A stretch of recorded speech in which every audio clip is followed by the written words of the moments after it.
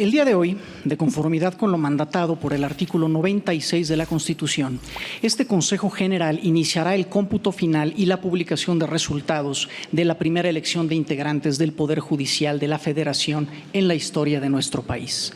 También, de ser el caso, declarará la validez de las diversas elecciones e iniciará la entrega de constancias de mayoría a cada una de las 878 candidaturas que resultaron electas para ocupar cargos en la Suprema Corte de Justicia de la Nación, el Tribunal de Disciplina Judicial, las salas superiores y regionales del Tribunal Electoral, los tribunales colegiados de circuito y los juzgados de distrito. Con esto, iniciará la etapa de resultados de una elección enorme, compleja, organizada en condiciones adversas, con un marco normativo incompleto y contradictorio, sin dinero y sin tiempo, pero finalmente ejecutada con el profesionalismo y la confiabilidad que pudieron dar los 30 años de experiencia de este instituto.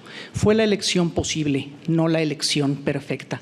La cantidad y novedad de cargos a elegir, la complejidad de las boletas y el número reducido de casillas probablemente afectaron la participación ciudadana.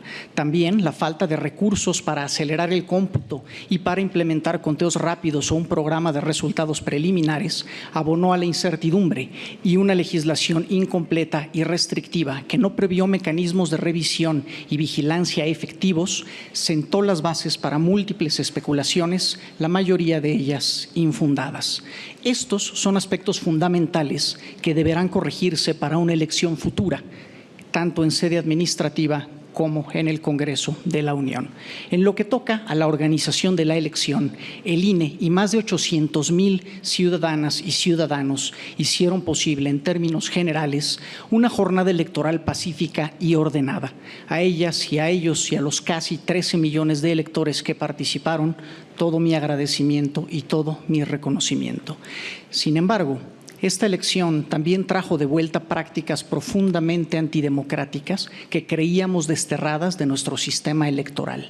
Como se verá, por ejemplo, en el cómputo de la Suprema Corte de Justicia de la Nación, en 818 casillas se acreditó plenamente una o más de las siguientes irregularidades: la inexplicable participación del 100% o más de los electores, boletas no extraídas de la urna, casos de candidaturas que obtuvieron el 100% de los votos en casillas sin lista nominal, tiempos de votación muy superiores al periodo de recepción de votos y evidente inducción al voto mediante el uso de acordeones. Si bien estos casos representan un porcentaje relativamente bajo del total de casillas instaladas, apenas el 0.97%, se trata de conductas y circunstancias sumamente graves que vulneran directamente la certeza de que los votos emitidos en esas casillas reflejen la voluntad ciudadana. De ahí que, como se precisa en los proyectos, resulta inviable sumarlas al cómputo final. Y por último, a la mitad de esta intervención, quiero referirme al elefante en la sala del que nadie quiere hablar, los llamados acordeones. Y el problema es evidente. La totalidad de las candidaturas ganadoras en los órganos nacionales, esto es, en la Suprema Corte, el Tribunal de Disciplina Judicial y la Sala Superior, y en 4 de las 5 salas regionales del Tribunal Electoral, con excepción de la Sala Regional Toluca, coinciden con las promovidas en los llamados acordeones. Si se tratara solamente de una campaña improbablemente exitosa, estaríamos frente a un reto de fiscalización, que por supuesto subsiste, pero se trata de otra cosa. Se trata de posible propaganda ilícita pagada con recursos prohibidos y distribuida en gran parte del territorio nacional. 22 de las 28 candidaturas que se encuentran en este supuesto se deslindaron de los llamados acordeones. Por lo tanto, solo puede entenderse que estos fueron pagados con recursos de terceros y, por ende, prohibidos en esta elección por el artículo 96 constitucional.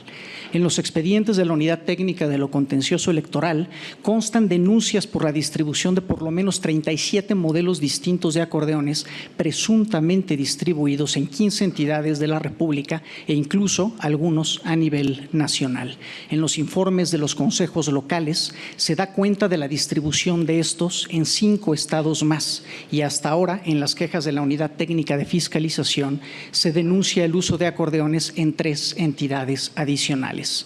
Más aún, 6 de estos acordeones, incluidos los nacionales, ya fueron motivo del dictado de medidas cautelares y de la tutela inhibitoria que dictó este Consejo General.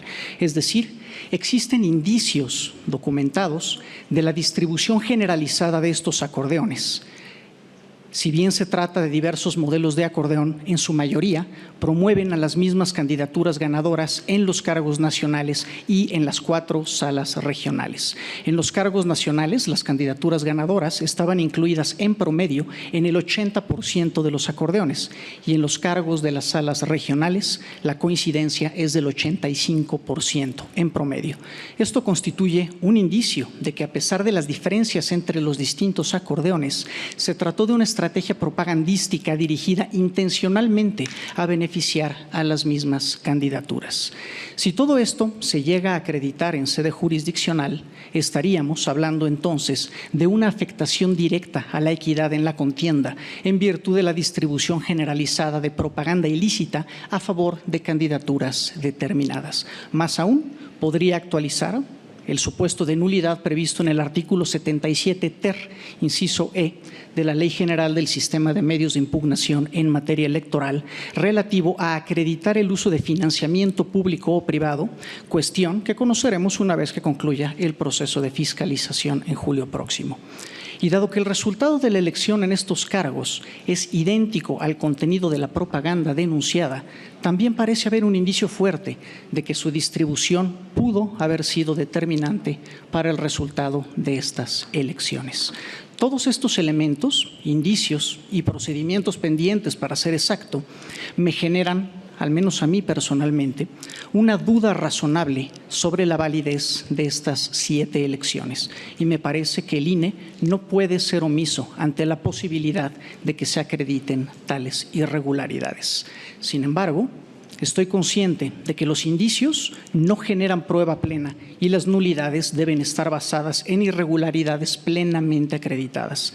No es razonable privar de efectos a un derecho con base en elementos indiciarios y también estoy consciente de que el INE carece de atribuciones para declarar la nulidad de una elección, pues esto es competencia exclusiva de las autoridades jurisdiccionales. Por ello, propongo a este Consejo General 1. No declarar la validez, que no es lo mismo que declarar la invalidez, no declarar la validez de las elecciones de la Suprema Corte de Justicia de la Nación, del Tribunal de Disciplina Judicial, de la Sala Superior y de las salas regionales, exceptuando Toluca, del Tribunal Electoral por existir un cúmulo significativo de indicios sobre la posible invalidez de las mismas. Otorgar las constancias de mayoría correspondientes, naturalmente, pues no se puede privar de efectos a un derecho como el voto con base en elementos meramente indiciarios y, por último, dar vista con estos elementos a la Suprema Corte de Justicia de la Nación y a la Sala Superior del Tribunal Electoral para que resuelvan lo que en derecho corresponda respecto a la validez de estas elecciones. Continuaré con algunas cuestiones adicionales en la siguiente ronda.